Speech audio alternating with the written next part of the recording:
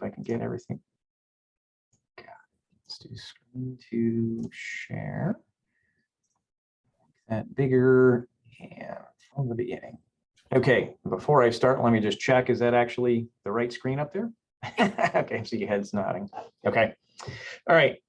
So in the next 15 minutes or so, I'm going to talk a little bit about working with individuals on the autism spectrum who show psychosis and some CBT approaches. And to begin with, I need to just say I'm not an expert in autism. I'm a learner, someone who has CBT background, who happens to be working with a client with Asperger's. And so it was partly out of necessity and partly because this is something that comes up somewhat frequently. But that's kind of the context for this. And so I've done a lot of research and looked into different ideas, and I hope to share some of that with you. And if folks have experience in this area, I'd love to hear from you guys as well. So I'm just going to do a little bit of a review of the overlap with autism spectrum and schizophrenia, and then just talk through some suggestions that I've kind of learned through the literature and also just through the work. All right, so just a teeny bit on the autism spectrum. The autism spectrum is characterized kind of classically as an impairment in social interaction, if you will.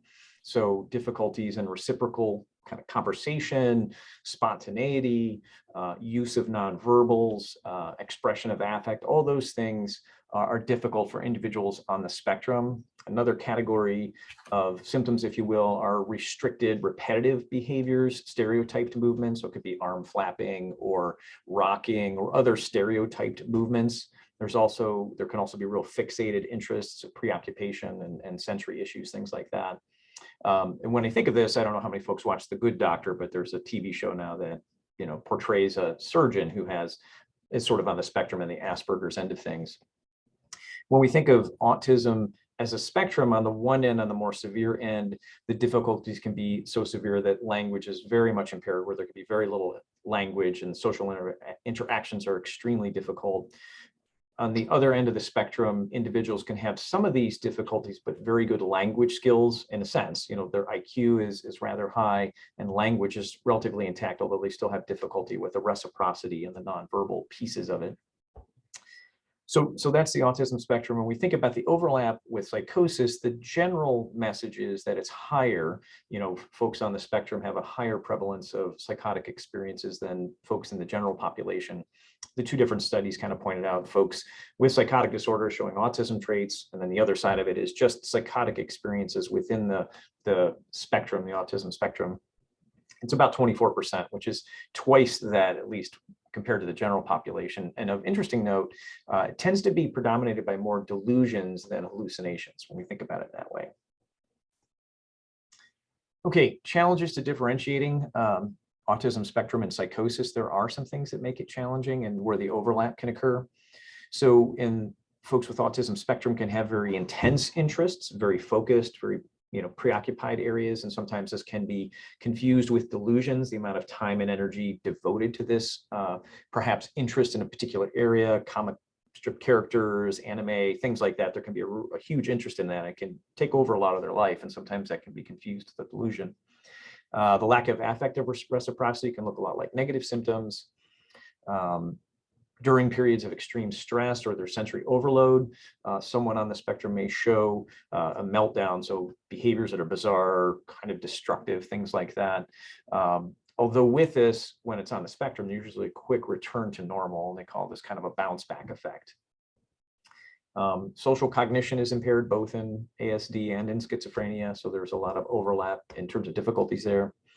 And along these lines, and trying to differentiate, this is where family members and supporters can be particularly helpful, who have kind of the bigger picture and who have interacted with these individuals for a period of time. Next. Okay, this slide was particularly interesting. It's a study by Teasing. And what they did was they did a match control where they looked at folks in the autism spectrum with psychosis and compared it with individuals with psychosis only. Now, this was an early intervention study. So that first episode, and the sample size is pretty limited. The full sample is in the 90s to 100, but they found 11 with the autism spectrum with psychosis, and they compared those 11 with a match control group matched on age, sex, and diagnosis in terms of what type of psychosis. to a psychosis-only group. And some interesting findings. So the ASD group had chronic problems in social interactions where the social history on those with psychosis-only was relatively normal. The ASD group had some of that interest, some of that history of interest in focused areas, dislike of change, but not necessarily the restricted behaviors. Whereas in the psychosis-only group, there was none of this sort of patterning found. In the ASD group, persecutory delusions had a much higher rate there, and when they were diagnosed in an NOS category, whereas in those in the psychosis-only group were typically diagnosed with schizophrenia. With the ASD group, there was an early history of anxiety and depression, kind of affective disorders, around 73%. In the psychosis-only group, it was 27%, so difference there. And then the one that was most interesting to me, and again, it's a small sample size, but the precipitating factors in those in the ASD group was an environmental or relationship change, either a result of a conflict or a loss, seemed to be the precipitating event.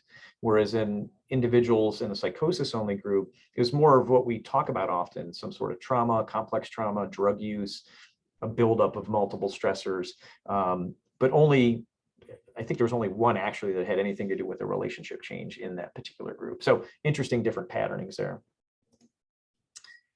When you combine the two, you tend to have lower functional ability, including cognitive ability, a little higher risk of suicide, and less benefit from antipsychotic medications. On the other side, there tends to be a little less comorbid substance use. So those about half as much cannabis use in those with the ASD compared to psychosis-only group. And folks with ESD tend to be more engaged in educational or vocational pursuits. And I think that's because if they were diagnosed earlier, they were linked with systems that provided some of that care earlier on. So that could be an artifact of just being diagnosed a little earlier with some of that. All right, so that's a little bit of background. I'm going to talk just a little bit about how to modify the approach. And again, I could only find 2 randomized control trials, and neither were with psychosis. One was with anxiety and OCD, and the other one was a mindfulness-based intervention. And so there's not a ton of research here, obviously, and so we're going to go based on just recommendations and what we know about CBT. So starting with the assessment, one of the things that most of the authors talk about is allowing more time, especially if you know they're coming in and having some of that spectrum, ASD spectrum there. Some authors talk about allowing for a one-off download of information rather than the common reciprocal interview where you ask a question that goes back and forth, just to allow an individual to sort of express and download a lot of things at one time was one of the suggestions. They all mention a careful review of the history.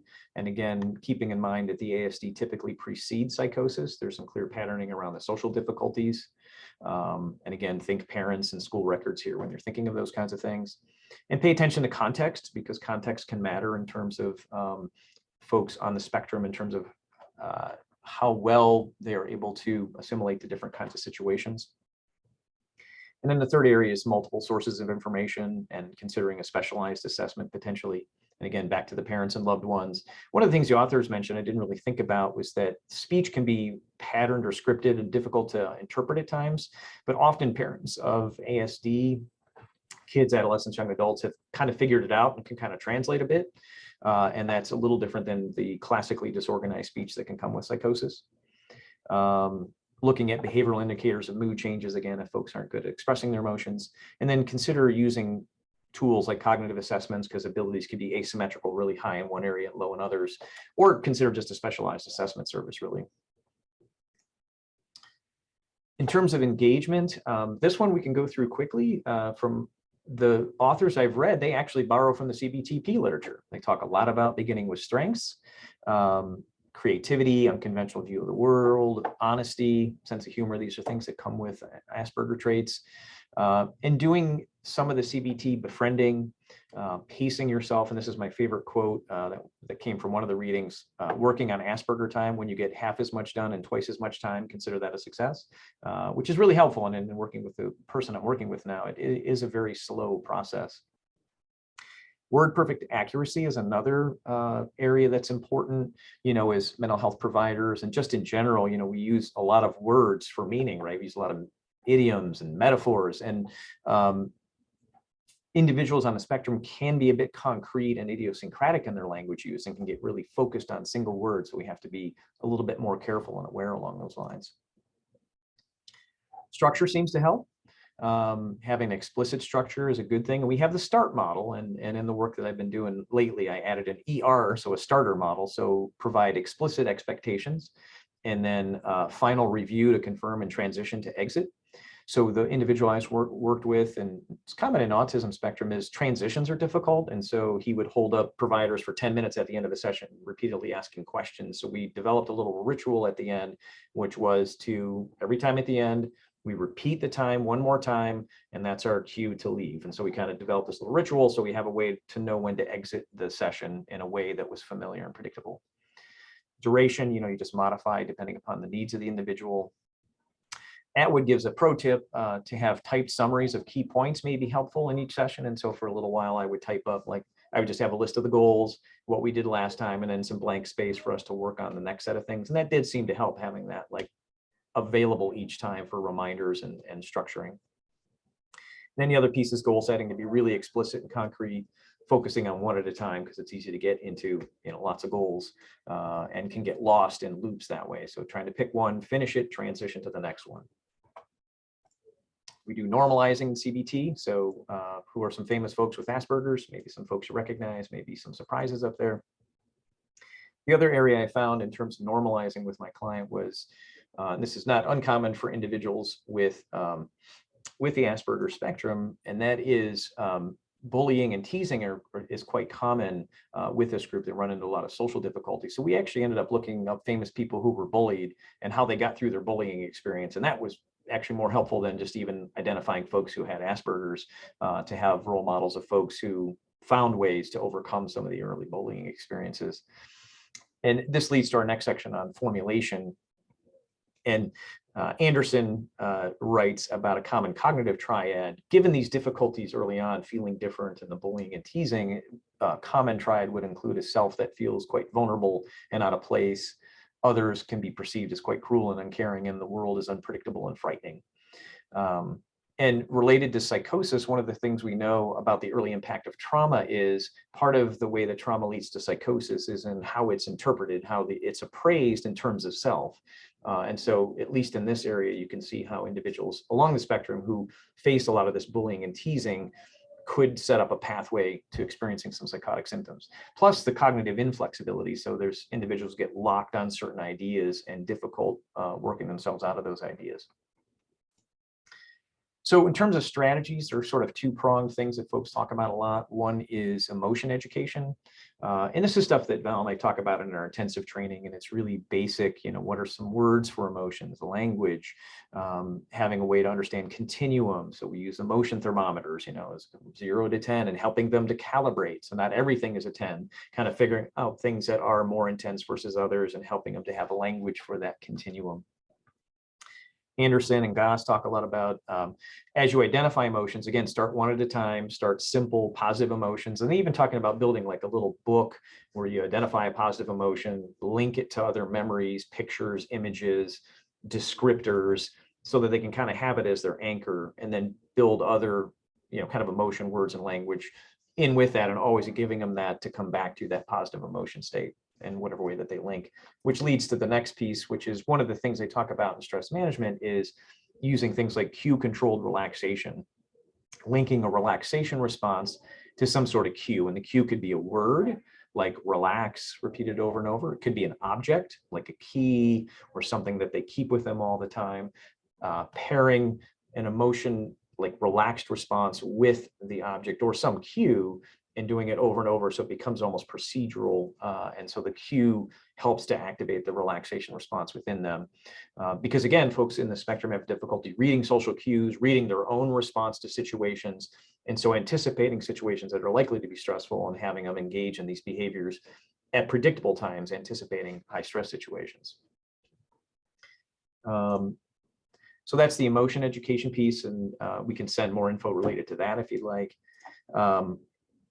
With regard to working with thinking and social relationships, we've talked a little bit about the inner challenge or the challenges that exist. Again, the very strong internal and visual internal experience, that tendency to take things very literally, and going to all or nothing thinking pretty quickly are real challenges. And individuals on the spectrum often lose the gist or the bigger picture that goes with things. And so that creates challenges from CBT training, because we count on a couple of things. One, being able to generate alternative ideas and suggestions, right? When we get the negative thought, what's another way to think about it?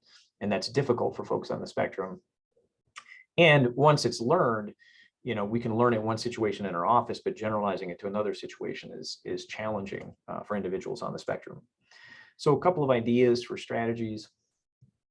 First, being more directive and using visual strengths and interests can be helpful. So having a big piece of paper where you map out the thought, feeling, behavior triangle, the cognitive model. So I would use that in session with big markers, and we can kind of write things in so we could see it and refer back to it.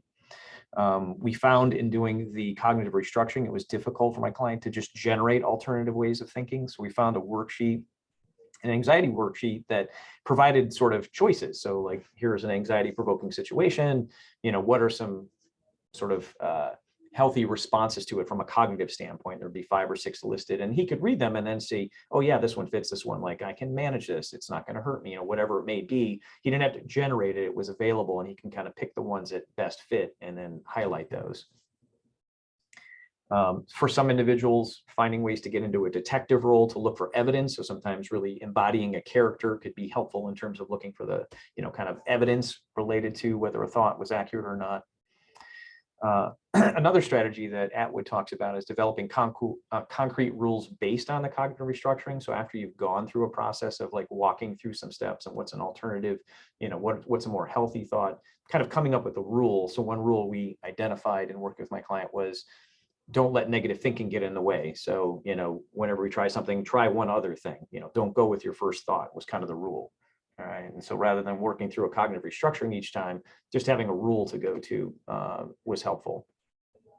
Also creating a list of appropriate behavioral responses to situations. Again, kind of giving that choice, giving a little bit more structure. And if you're going to go that route, consider things like cognitive remediation or cognitive enhancement therapy. CET is really well designed for work with individuals on the spectrum like this. And that leads to my final recommendation, and that is consider social skills training of some form. Belloc has a very classic text on social skills training, but Granholm has developed a program called Cognitive and Social Skills Training. And Val and I have used this in a group that we've done at a community mental health center. It's really nicely packaged, short little section on social skills training. And we found that the folks we worked with like that the best, even better than the cognitive training pieces. Doing really simple, short, social interactive kind of skills with feedback was really, really helpful. And so at some level, doing some of the social skills training with individuals in the spectrum is really helpful. And then related to that, and along the lines of our common theme, and that is when working with individuals, bringing the family in to kind of help with practicing certain skills in home settings or when they're around them, family or friends or supporters, generalizing skills to different situations. With the person I'm working with, I work quite a bit with his mom in terms of things to say when they're on the phone and needing to transition off the conversation or to reduce the number of checking calls that happen, things like that. So really having mom involved or having other family members involved is really important to generalize the skills here. All right, so just in review, in general, a bit more in CBT structure to begin with, but a bit more structured, explicit, and concrete. But starting with strengths is really key, I think. Really starting where things are strong and trying to build from there is really important. Emotion education, early and foundational. The cognitive stuff, again, concrete, visual, and then modify. A bit of social skills training, and then involving family to generalize the skills, so remind and reinforce. And then if there are behavioral strategies, that they can assist with them as well and kind of support the work that you're doing. So, okay. So that is all I have for that. So